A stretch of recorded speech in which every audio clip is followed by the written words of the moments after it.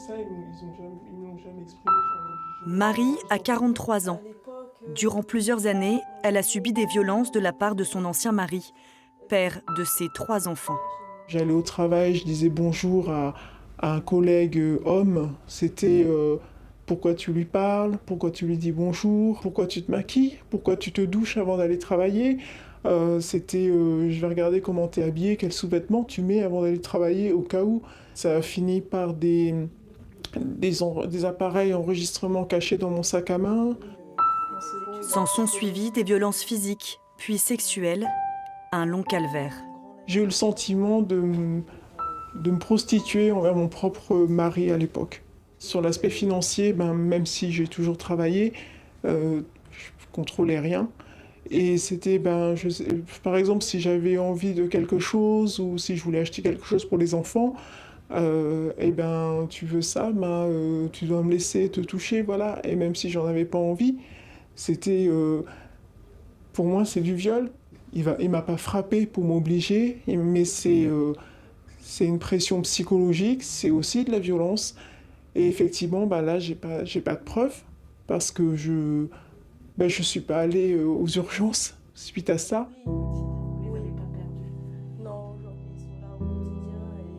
Plusieurs fois, mes enfants m'ont sauvé. Je dis mes enfants m'ont sauvé parce que j'étais enfermée et mes enfants m'ont ouvert la porte avec leur propre clé en me disant maman sort, sinon on peut pas évacuer, sors maman. Je suis sortie, je savais pas où aller, je connaissais personne, je m'étais jamais vraiment fait d'amis. Je me suis baladée et puis je suis revenue le soir. Puis le soir, quand je suis revenue, il était très gentil, mais on s'est inquiété pour toi, tu te rends pas compte. Étrangement, lui qui cuisinait jamais, il y avait le repas qui était prêt. Alors je me suis dit, c'est peut-être de ma faute, je suis bête. Et puis c'était comme ça, c'était je te frappe, mais je te demande pardon. J'ai fait 3 ou 4 tentatives de suicide. Et puis au final, je me suis dit, mais j'ai mes enfants, je peux pas mourir. Alors, du coup, la fois où il a essayé de me frapper, et que mes enfants étaient pas là pour me sauver, il fallait que je me sauve toute seule. Ce jour-là, Marie a sauté par la fenêtre, du premier étage.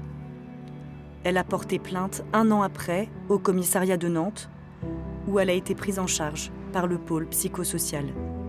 Quand je suis allée déposer plainte, les personnes, elles m'ont écoutée. Et à aucun moment, elles m'ont dit « Ah bon, vous avez une preuve de ce que vous dites ?» C'est ce moment-là où je me suis dit « Oui, je peux porter plainte parce qu'on peut me croire, on me croit. » Son ex-mari a été condamné à de la prison avec sursis et à moins de 2 000 € d'amende. Marie n'a plus de contact avec lui, le divorce est compliqué, sa guérison lente. Je commence à me reconstruire, j'ai rencontré quelqu'un. Je me dis dans ma tête que tous les hommes ne sont pas comme celui avec qui j'ai vécu, même par rapport à mes enfants. Leur donner une autre image de l'homme. Moi, ça va faire 6 ans. Hein, c'est très long, mais au quotidien, quand même, je suis heureuse aujourd'hui, donc ça vaut le coup. Ça vaut le coup de me battre pour moi, pour mes enfants.